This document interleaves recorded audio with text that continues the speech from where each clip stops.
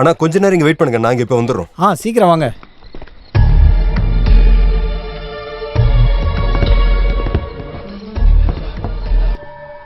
அண்ணா உன் டைம் நல்லா இருக்கு.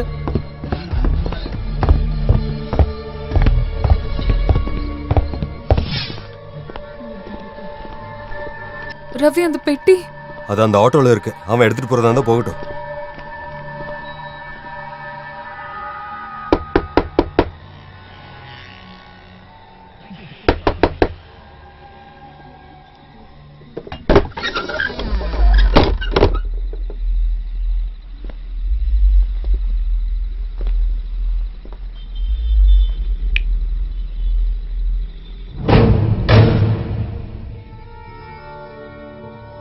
இது போங்காட்டம் மிஸ்டர் ஆப்ரஹாம். விளையாட்டோட சுவாரஸ்யத்தை உடைச்சிட்டேன். உனக்கு தெரியாத உன்னை தெரிஞ்ச இந்த சிட்டியில் ஒரு நாள் ஃபுல்லாக உன்னோட கார்லேயே உன்னை பூட்டி வச்சுருந்துருக்கேன்.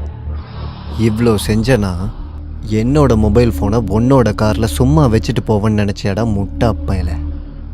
என்னோட தூண்டில்ல நீ நல்லா மாட்டிக்கிட்ட. எங்களை ஏன் இப்படி பண்றீங்க? நீங்க யாரு? ரக்ஷகனோட கதை கேட்டிருக்கியா? விபத்துக்கு உருவம் இல்லை, 7 மாடி கட்டடத்தில் ஒளிஞ்சிருந்தாலும் அது வந்து கழுத்தை நெரிச்சு மூச்சை நிறுத்தும். என் பொண்ணு எங்க? சொல்கிறேன். என்னாச்சு? ஏன் ஒரு குழந்தையோடு நிறுத்திட்டீங்க? 2 குழந்தை வேணும்ல. ஒன்று போச்சுன்னா இன்னொன்று இருக்குன்னு சாந்திப்படுத்திக்க. பிளானிங்கா இல்லை ரவிக்கு சளிச்சிருச்சா? பாரு,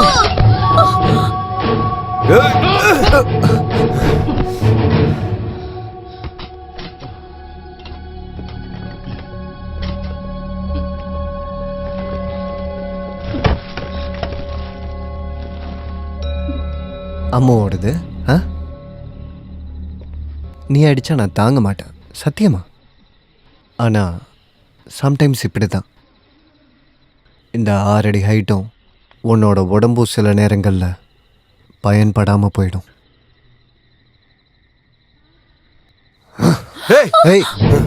இன்னும் 1 அடி முன்னாடி எடுத்து வச்சா உன் குழந்தையோட கழுத்தை அந்த பியாட்ரிஸ் நெரிச்சு போட்டுருவான்.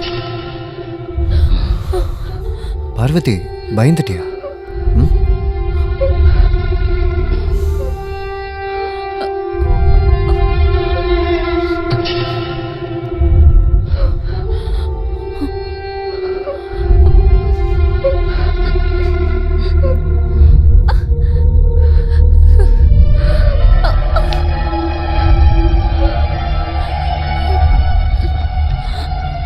கண்ணை மூடிட்டியா ரவி? இங்க பாரு, இவன் நல்லா என்ஜாய் பண்றா.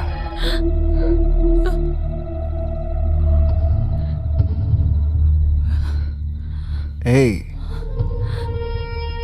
பார்வதி, நீ மாடலிங் ட்ரை பண்ணலாமே. உனக்கு நல்ல உடம்பு, செதுக்குன மாதிரி. உன்னோட கடைசி நிமிஷம் இந்த விளையாட்டு முடியறப்போ நான் உன்னை கொல்லுவேன்டா. விளையாட்டு முடிகிற நேரம் நானும் அதுக்காகத்தான் காத்துக்கிட்டு இருக்கேன் ஆப்ரஹாம். நீ பார்க்கணுமா? பார்வதி, இவன் என் மூடை ஸ்பாயில் பண்ணிட்டான். இன்னைக்கு நைட்டு முடியறதுக்கு இன்னும் நிறைய நேரம் இருக்கு. அப்போ போலாமா ஆப்ரஹாம் பஸ் ஸ்டாப்புக்கு? பார்வதி என் கூட இருக்கட்டும். ஒருவேளை நீ இப்போ இருந்த மாதிரி சொல்கிற பேச்சை கேட்காம போயிட்டேனா? போலாம்.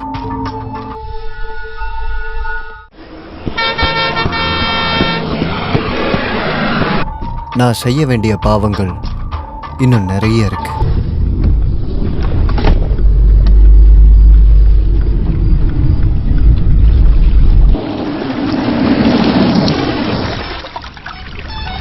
எப்பேற்பட்ட கிளையண்ட்டாக இருந்தாலும் பேசி கரெக்ட் பண்ணுற திறமை உன்கிட்ட இருக்கு. எனக்கு ஒரு ஆசை. அதோ அங்கே பாரு, அந்த பிளாக் சாரி. ஓ, அவளை கூட்டிட்டு வா. What you mean? அந்த பொண்ணா? நீ உடம்புக்கு விலை பேசுகிறத பார்க்க ஆசையாக இருக்கு. முக்கியமான வேலைலாம் நிறைய இருக்கு. சீக்கிரமாக போய் கூட்டிட்டு வா. நீ போகலனா இவ போவா. அதை நீ பார்க்கணுமா?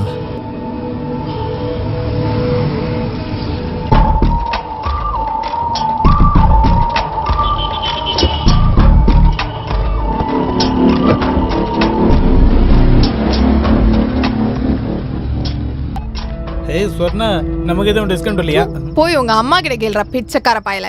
இருட்டுனா வந்துருவானுங்க நாய் மாதிரி, கையில காசு இல்லாம. டிஸ்கவுண்ட் தரதுக்கு நான் என்ன தோணி கடையா நடத்திட்டு இருக்கேன்?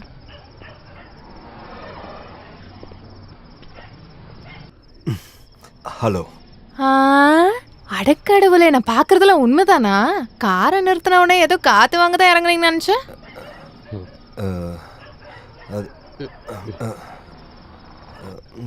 எதுவும் இல்லை, 1000 ரூபா தரேன். அடக்கடவுளே, எல்சா கிட்ட 1000 ரூபாயா? சார், உங்களை மாதிரி ஆளுங்க என்கிட்ட வேலை பேசலாமா? 4 பேர் கேட்டா உங்களை என்னன்னு நினைப்பாங்க. இல்லை, நான் அது என்னடி நீ எப்போ பார்த்தாலும் பிஸியாகவே இருக்க? உன் மொபைலை எங்கே போட்டு பூட்டி வச்சிருக்க? பிரான்சிஸே, வாழணும்லடா. என்ன எல்சா, உன் ரேஞ்சே மாறி போச்சு. பெரிய பெரிய ஆள் கூடலாம் பிஸ்னஸ் பண்ணுற. நானும் வாழ்க்கையில் நல்ல சாப்பாடு சாப்பிடணும்ல. சரி, சீக்கிரமா. மெட்ரோவில் ரூம் எடுத்துருக்கிறேன், உடனே போகலாம். அது எப்படி இப்போ முடியும்? நீ போ, இதை முடிச்சுட்டு நான் ராஜுவோட ஆட்டோ எடுத்துட்டு அங்கே வரேன். நீ என்னடி பேசிகிட்டு இருக்க? உனக்காக ஒரு பாட்டில் ராஜா விஸ்கி, பீஃப் பிரியாணிலாம் வாங்கி வச்சுருக்கேன். இப்போ எப்படிரா?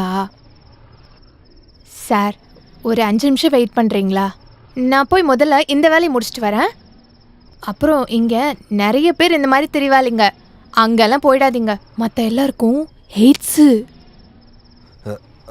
அப்புறம் எல்லாம் முடியாது. நான் 1500 ரூபா தரேன். என்ன சார், நீங்கள் பொண்ணுங்களே பார்த்தது இல்லையா? நீங்கள் வேற எங்கேயாச்சும் போங்க சார். முடியாது. அப்படியே சார், வேறு ஏதாச்சும் வேணும்னா 750 ரூபா கொடுங்க, போதும். அதுக்கப்புறம் நான் பார்த்துக்கிறேன். எனக்குன்னு நீங்கள்லாம் வருவீங்களா? வேற எங்கேயாச்சும் போய் பார்க்க வேண்டியது தானே. ஏன் பொழப்பில் போய் மண்ணா போடுறீங்களே? டேய் ஃப்ரான்சிஸ், நீ போய் இந்த ஹோட்டலில் இரு. நான் போய் முதல்ல சாரை முடிச்சுட்டு வந்துடுறேன். ஏய், ரொம்ப நாள் கழிச்சு ஒரு நல்ல பிஸ்னஸ் வந்திருக்கு. நீ ஹோட்டலுக்கு போ. உனக்கு இன்னைக்கு எதுவும் நடக்காது. 1500 ரூபா எடுத்துக்கிட்டு வந்துட்டான். காரை விட்டுட்டு ஆட்டோவில் போகலாமா சார்? நம்மால ஒருத்தர் இருக்காரு. வேண்டாம்.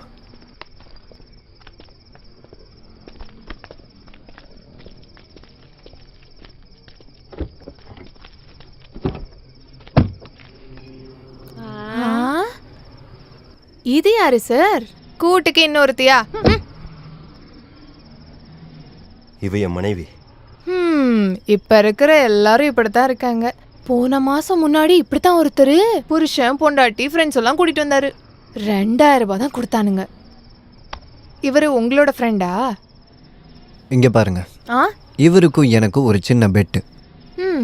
இவரு கூப்பிட்டா பொண்ணுங்க வருவாங்கன்னு நானு, வரமாட்டாங்கன்னு இவரு.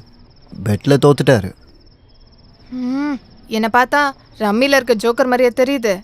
அந்த ஃப்ரான்சிஸ் கூடவே போயிருக்கலாம். இந்தா. வேணா சார், எல்சா உழைக்காம கூலி வாங்க மாட்டா. இது கூலி இல்லை, ஏன் சந்தோஷத்துக்கு. நீங்களாம் சந்தோஷத்தை இப்படி தான் காட்டுவீங்களா? சில பேர் இருக்கானுங்களே. நான் வரட்டா சார், பார்க்கலாம்.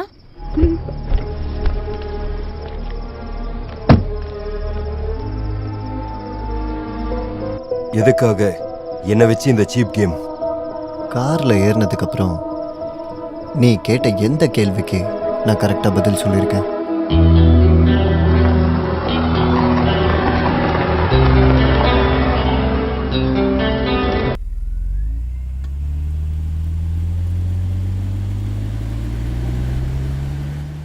நம்ம எங்கே போகிறோன்னு உங்களுக்கு தெரியுமா? ஒரு வைல்ட் கெஸ். எங்க குழந்தைய ஒரு தடவை பார்க்க முடியுமா? அவகிட்ட நாங்க கொஞ்சம் பேசணும். ஒரு வாட்டியாச்சும் அவளோட குரலை கேட்கணும். நீ சொல்ற எதுவாக இருந்தாலும் செய்கிற, என்ன நம்பு. தனக்கு தானே பொய் சொல்லிக்கிட்டு வாழ்கிறது தான் இந்த மனுஷனுடைய வாழ்க்கை. அப்புறம் எல்லா பயணமும் முடிகிற இடத்துக்கு